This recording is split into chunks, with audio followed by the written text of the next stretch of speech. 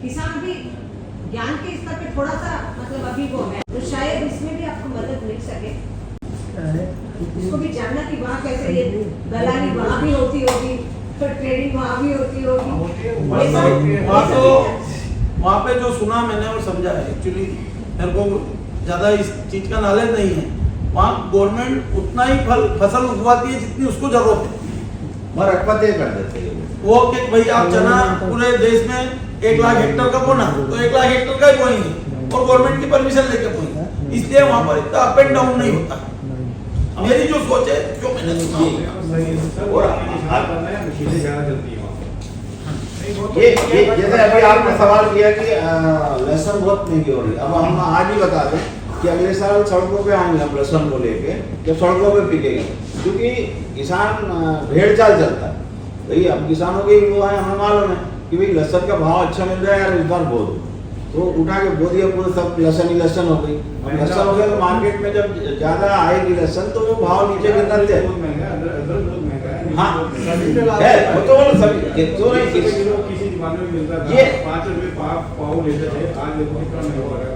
हम यही बोल रहे थे कि किसान अच्छा, आड़त के अलावा जो बेचने वाला है, नींबू का रस निकाल के अपना वो बना के प्रोसेस से महंगा करवा नहीं, कुछ तो सर क्या है बात सुनिए, हमारे पास से तो कोई चीज सस्ते में जाती है। आप गेहूँ ले लीजिए, 20-25 रुपए में हम निकालते हैं और उसकी रोटी लगा लीजिए, शरबत लीजिए, कितनी रोटी बनेगी।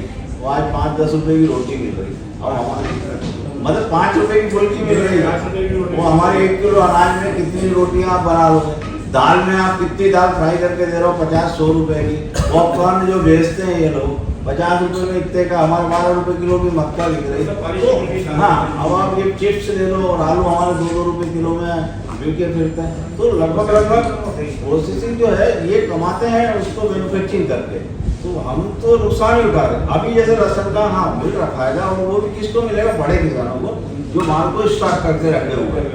बाकी हाँ बड़े किसान, बड़े व्यापारी को जो स्टॉक करके रखे हुए, भाव बढ़ने के बाद उसको मार्केट में निकालेंगे। तो छोटे जो किसान है वो पहले ही निकाल चुके सस्ते।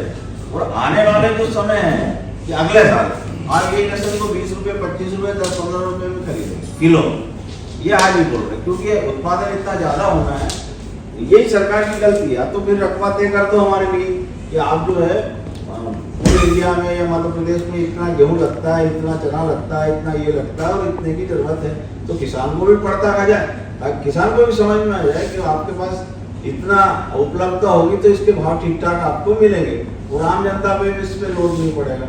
लेकिन कुछ भी चल रहा है और इनके पास कर्मचारी, आरआई, पटवारी, तहसीलदार सब जमीन पे है ही, कोई आवश्यकता नहीं कि उसके लिए अलग से टीम लगानी पड़े। इससे आदेश जारी करना है एसडीएम तहसीलदार को, तो आप रकबा तय कर दो कि किसान के पास इतनी जमीन है, इतना गेहूं बोएगा, इतना चना, इतना ये, तो उस हिसाब से भी चल सकते हैं। अच्छा, नहीं वो आड़त के अलावा आप मार्केट में अगर देखेंगे, कहीं की मंडी आप देख लीजिएगा, मैं विशेष रूप से दिल्ली और जहाँ मतलब कई मंडियों का मैंने कवरेज के दौरान वो किया है, तो मैंने ये देखा है कि जो बेचने वाले चूंकि उगाते नहीं, स्वयं किसान नहीं है, भले कभी रहे हो, तो इतनी सब्जी आपको हर मंडी में, जहाँ बहुत सी मंडियों में तो चलो जानवर आते खा लेते कर लेते, महानगरों में जहाँ इस तरह के बहुत प्रतिबंध है, एक मोटा दाम मिल गया, उसके बाद किसान और उसके मैनेजर भाड़ में अपने तो सब्जी फेंक के चले जाते, ये भी नहीं कि कट्टे में रखते कि कोई गरीब लोग ले जाए या जानवर वाले ले जाए। इस पे भी आपको सोचना चाहिए और कार्रवाई करवाने के लिए प्रशासन को मजबूर करना चाहिए। कोई एरिया में ऐसा विधायक, निगम पार्षद सबके जिनके भी आप फोटो देखेंगे या राजनीतिक रूप से प्रतिबद्ध लोगों को वो नहीं मिलेंगे कि मैं अपने फंड से ही करके और कहीं पहुंचवा दूं। हम आप जैसा कोई कर ले तो वो उसका त्याग और उसका समर्पण, क्योंकि मैं ये काम बहुत लंबे समय से करती हूँ, लोगों का ध्यान आकर्षित करती हूँ, तो इस पे भी आपको करिए कि किसान का उत्पाद फ्री में क्यों इस तरह वेस्ट हो रहा है। ये अच्छी सोच है, मोटा दाम मिल गया और फिर अरे मोटा दाम किसानों को मिल आपका बहुत अच्छा पॉइंट है, और ऐसा सभी को करना भी चाहिए। लेकिन ये जिनके घरों में ईंट की दीवारें चुनी हुई है नोटों से, सही जगह पे लगे, इतने मेहनत करने के बाद किसान जो है अनाज को पैदा करता है, आम जन तक पहुंचाता है और उसके बाद में ये नुकसान डेढ़ बजे तक था, मुझे 12:30 बजे एक निश्चित समय के बाद वो नीचे उठाने में भी कुछ शर्म महसूस करते हैं। पहले ये था कि भाई थोड़ी शाम को रात आपको सस्ते मिलेंगे। कंटेंट नहीं है, वो हमें लग रहा है कि बट वो बात नहीं है, समान भाव खत्म हो गया है। देखिए क्या है, और आप दूसरी बात क्या समझ रहे हैं लोग बात, ये जो सब्सिडी मिल रही है, ये जो प्रधानमंत्रियों की तरफ 4,000 5,000 मिल रहे हैं, हमारी बार बार यही प्रदेश सरकार, राज्य सरकार से लेटर कितनी बार लिखा कि भाई हमें ये मत दो, सब्सिडी मत दो। आम पब्लिक में ऐसा लगता है किसानों को बहुत कुछ मिल रहा है, बल्कि पूछा ये जाए तो कुछ भी नहीं मिल रहा है। भाई हमारे सीजन के समय कोई भी फसल आती है तो वो भाव डाउन हो जाता है। क्यों डाउन हो जाता है भाई? आज सोयाबीन का तेल डाउन हुआ नहीं, सरसों का तेल डाउन हुआ नहीं, हम क्यों नीचे जाते? अगर हमारा फसल का दाम डाउन हो रहा है तो चिप्स का भी डाउन करो, आलू का डाउन। अगर ये तेल का डाउन, सरसों का डाउन हो रहा है तो तेल का भी डाउन होना चाहिए, सोयाबीन का भी डाउन होना चाहिए। जो भी हमारी चीज से मैन्युफैक्चरिंग हो रही है उसको भी नीचे लाइए ना। मार्केट में आप लोग क्यों बस नहीं चल रहा, हमारे ऊपर ही चल रहा है। अरे अगर इनको जहाँ तक मार्केट में सामान, कच्चे सामान की उपलब्धता करानी हो सरकार को, तो वो किसानों से उपलब्ध होता है। 70-75% व्यापार सब किसानों से ही चल रहा है, और सरकारें भी किसानों से ही चल रही सब्सिडी से। सीधी सीधी सी बात ये, इनका जो पैसा आता है वो सब्सिडी के नाम पे कागजों पे खाया जा रहा है। बीमा कंपनी फलीभूत हो रही है, हमें बीमा करवा के दे रहे हैं, पता लगा 90,000 1 लाख काट लिया और मिल रहा है 10,000 वापस, मिल रहा है 50-50 देने के चेक भी हम लोगों को उपलब्ध होते हैं। तो इस प्रकार के हास्पद सरकार कर रही है, तो सरकार को ध्यान देना चाहिए कि भाई उद्योगपति को अगर आप व्यापार उपलब्ध करा रहे हो तो कम से कम किसानों पे भी ध्यान दो कि 4 पैसे उनको भी मिले। जब डाउन अगर हो रहा है मार्केट तो उठाने का एक काम भी करे, किसान को कम से कम लेवल पे तो रखे व्यापारी के, ये जरूरी है। सरकार की आई है तो मैं स्वयं बहुत चक्कर काट चुकी हूँ। हालांकि मेरे घर में मूल निवासी स्थान में 4 लाख का सोलर लग गया और बिजली फ्री मिल रही है। वो 4 लाख लगभग वसूल हो चुके हैं, क्योंकि वहाँ पे ये विशेष रूप से ध्यान दिया। अगर हम लोगों के घर परिवार में भी ऐसे सशक्त लोग मिल गए और जिन्होंने ये पर एक आम जन के पास में किसान स्वयं ही ऐसे नहीं हुए कि जो सोलर लगवाने के काम में हो जाए। बहुत उसमें पढ़ाई लिखाई नहीं करनी पड़ती, तो बहुत सारी चीजें समानांतर जाती है। एक पत्रकार भी मान लीजिए खाली पत्रकार रह जाए, आज लिखा पढ़ा ये बहुत सा समय का निवेश और काम के लिए नहीं करे तो उसकी भी यही स्थिति हो जाएगी। कुछ समय में आड़त चल रही है, वो अगर सही है तो सरकार को तत्काल प्रभाव से सभी मंडियों में, एमपी की सभी मंडियों में आड़त प्रथा लागू करना चाहिए। और अगर वो गलत है तो उसको तत्काल प्रभाव से उन 4 मंडी में जो अवैध वसूली हो रही है उसको बंद करें। जो ये आड़त का जो व्यापार है एक तरह से, वो कितने करोड़ों अरबों का है पाएंगे देश भर में? हम तो इंदौर मंडी की बात कर रहे हैं। इंदौर में लगभग प्याज और लहसुन पे उनका कहना है हम किसान से आड़त नहीं लेते, खरीदार से लेते हैं, और कटना किसान ही, खरीदार कहाँ से ला के देगा? तो अभी क्या, जब मैंने केस लगाया उसके पहले तक 2007 के पहले तक वो किसान से आड़त लेते थे 7%। जब मैं ये केस जीता और 2014 में जब उन्होंने आड़त में बेचना चालू करी तो उन्होंने 5% लेवल से लेना चालू करी। तो कागज हिसाब तो पड़े या हाथ इस कागज पे, नुकसान तो किसान का ही है। पर वो किसान को ये बात समझाने में हो गए कि हम आपसे आड़त नहीं लेते। तो मेरा कहना यह है कि अगर वो आड़त नहीं ले रहे हैं तो पूरी एमपी में ये व्यवस्था लागू होनी चाहिए। 4 मंडी में विशेष दर्जे पे ये काम क्यों चल रहा है? प्याज और लहसुन एमडी एक कागज में बोलता है कि भैया आड़त प्रथा गलत है 2007 में हाई कोर्ट के आर्डर पे, और फिर एमडी 2014 में बोलता है कि आड़त प्रथा सही है। उस 14 के आर्डर को कैंसिल कराने में 24 होता है, और 24 में फिर एमडी खुद बोलता है कि भैया प्याज पे आड़त तत्काल प्रभाव से बंद की जाती है। 24/5/23 के दिन वो कागज भी आपके पास है, वो व्यवस्था आज तक लागू नहीं हुई। तो एमडी सही है कि कोर्ट सही है कि सरकार सही है? मेरा इतना ही कहना है कि नियम पूरी एमपी में एक होना चाहिए। और किसी को कुछ पूछना हो तो मैं एक एक चीज का जवाब यहीं दे सकता हूँ कि जो लोग ये वसूली कर रहे हैं, ये 300 लोगों का एक ग्रुप है, आलू प्याज एसोसिएशन इंदौर मंडी का, जो इतना पावरफुल है कि एमडी के फैसले को उसकी मर्जी हो तो लागू करे, हाईकोर्ट के फैसले को उसकी मर्जी हो तो लागू करे। तो एक्चुअली क्या है, बाकी सब मंडियां अपनी जगह व्यवस्थित चल रही है, 4 मंडियां, इसमें भी इंदौर मंडी में कानून व्यवस्था 100% जीरो है।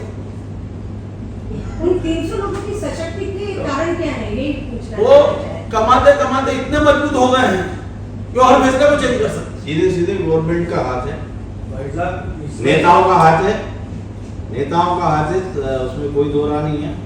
और जो चुनाव और छोटे छोटे चुनाव वगैरह मैनेज करना और ये करना, वो बड़े बड़े नेताओं का हाथ धरना, उठना बैठना, तो आप जानते हैं कि कहाँ से ब्यूरोक्रेसी और कहाँ दुनियादारी कहीं नहीं चलती नेताओं के आगे। वो है तो सब कुछ है, और नेताओं के कारण ही ये सब चीज़ हो रही है। हालांकि उसका कोई प्रमाण नहीं, लेकिन अब जो टेबल के नीचे से जब जाता है तो उस बारे में स्पष्ट कहना तो ठीक नहीं, लेकिन कहीं न कहीं ताकत इनके पास पॉलिटिक्स की है। 2017 में मैंने हाईकोर्ट में केस लगाया, 7 साल बाद उस केस का फैसला आया कि आड़त प्रथा गलत है, 23 जनवरी 2024 के दिन, और वही डबल बेंच और वही जज 23 जुलाई 2024 के दिन वापस उस फैसले को खुद रिव्यू कर रहे हैं, चेंज कर रहे हैं। तो हम हाईकोर्ट पे उंगली नहीं उठा रहे हैं, पर कम से कम एमडी ने जो ऑर्डर लागू किया है कि भाई प्याज सरकार बेचेगी तत्काल प्रभाव से, उसको तो इनको लागू करना चाहिए था सरकार को। अभी तक 1.5 करोड़ रुपए रोज की प्याज में अगर वसूली हुई तो 1.25 साल में कितनी हो गई किसानों के साथ? न तौल का पता, न भाव का पता, न भुगतान का पता।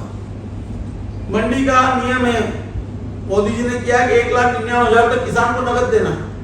इंदौर मंडी में 10,000 से ज्यादा किसान को कोई नगद देता ही नहीं, बोले तेरे खाते में डाल देंगे जाकर।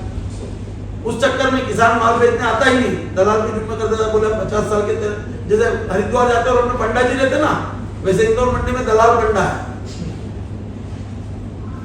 कि तेरा सब काम निपटा देंगे। तो पंडागिरी बंद होना चाहिए, अब तो इलेक्ट्रॉनिक जमाना है, जिसमें तोल में भी फर्क होता है, भाव में भी फर्क होता है, और 5% कमीशन भी खरीदार से लेता है दलाल। जो माल परचेस करेगा वो अपना बारदान लगाएगा, वो अपना माल भर के ले जाएगा, किसान का बारदान वापस करेगा। अब इंदौर मंडी में 1 लाख बोरी रोज का व्यापार है, आलू प्याज लहसुन का मिला के, तो 15 रुपए का किसान को बारदान लगाना पड़ता है, और दलाल आधा किलो से 1 किलो वजन भी खा जाता है कि तेरे बारदान का हो जाए, और किसान को बारदान का पैसा भी नहीं मिलता है। तो 15 लाख रुपए तो बारदान के गए, और 20 लाख का माल गया, 35 लाख की ऑन पेपर लूट पर डे। सबके सामने है ना, राज्य शासन को नहीं पता क्या मैं केस कर रहा हूँ, ये 20 CM हेल्पलाइन है, या एमडी ने फैसला लिखा, राज्य शासन को नहीं मालूम पड़ी? सबको मालूम है, और बस वही बात है कि जब तक मीडिया साथ नहीं देगी किसानों का भला नहीं होगा। कुछ इस तरह से खेती वगैरह की जाए, किसान स्वयं कभी ये कहे कि भाई मैं भी आयकर दाता हूँ। वो स्थिति क्या है, बीच बचाव के लिए जब किसान के ऊपर आती है देने की बात, मान लीजिए देश जैसे नौकरी करने वाले का तो सीधा कट जाता है, व्यापारी करने वाले भी जो अपने को दिखाते हैं उनका भी वो हो जाता है, तो किसान अगर इस श्रेणी में आ जाए तो कुछ तो इस श्रेणी में कैसे आएगा? अभी तो रोटी भी चोरी खाता है, बहुत बड़े बड़े किसान हैं। अरे अभी तो रोटी भी 80% किसान तो रोटी भी बिना चोटी खाता है, उससे इनकम टैक्स कहाँ से ले लोगे आप? नहीं, उस श्रेणी में उसके लिए अगले 25 साल और लगेंगे। उस स्थिति में वो उस स्तर का व्यापारीकरण, औद्योगिकरण, मशीनीकरण और वो सब होगा तो हम तो क्यों नहीं आ सकता है? चौहान जो मुख्यमंत्री थे, 2 एकड़ में वो करोड़ों के फूल उगाते थे, 2 एकड़ में। तो ये हमारे यहाँ व्यापारी जो है इंदौर मंडी में है या अन्य मंडियों में है, या बड़े बड़े उद्योगपति है, उन्होंने 5-5, 10-10, 50-50 एकड़ जमीन अवेयर रखी है सिर्फ इसके लिए कि टैक्स बचे। तो इससे उनको किसान की गिनती में नहीं लेंगे, वो श्रेणी में ही नहीं है किसान की, तो वो टैक्स बचाने के लिए जमीन खरीद रखी है, और बाकी उनके पूरा धंधे चल रहे हैं, तो वो टैक्स पे वो है। लेकिन हमसे हम कह रहे हैं, हम ही देने को तैयार है, लेकिन इनकम तो जब इनकम ही नहीं है, भूखे मर रहे हैं, 1.5 लाख की फसल बेच रहे हैं, 5 लाख रुपए 3 लाख रुपए तो नदी छूट हमको दे रहे हैं, तो लाख लगा ये सब स्वामीनाथन आयोग की रिपोर्ट लागू कर दो, और आप टैक्स भी लो, सब कुछ लो ना हमसे। सारी सब्सिडी हटा दीजिए, सब कुछ हटा दीजिए, स्वामीनाथन आयोग को लागू कर दीजिए। भारतीय किसान यूनियन की तरफ से बोल रहा हूँ कि जो ये किसान हित में काम कर रहे हैं, भारतीय किसान यूनियन इनका पूरा साथ देगी। अगर सरकार नहीं मानती तो हम मध्य प्रदेश में बहुत बड़ा आंदोलन करेंगे किसान के पक्ष में, ना कि सोमानी जी के पक्ष में, क्योंकि ये हम आज ऐलान करते हैं। ये घोटाला हुआ है, इसकी विस्तृत सीबीआई, ईडी या किसी नेशनल एजेंसी द्वारा जांच होनी चाहिए। मैं उस जांच में पूरी तरह से समर्थन करता हूं और जांच में सहयोग करूंगा। शिवराज सिंह जी से जब मध्य प्रदेश में था, जब बात करी थी, जब मुख्यमंत्री थे, और 10 लेटर मैंने दिए हुए हैं, 20 CM हेल्पलाइन है, और आज तक इस मुद्दे पे कोई अच्छी तरह से जांच नहीं हुई और इसको व्यवस्था को लागू करने की व्यवस्था नहीं की। राहुल गांधी जी से टाइम दिलवा दे तो मैं इस मुद्दे को पूरा उनको दे सकता हूँ।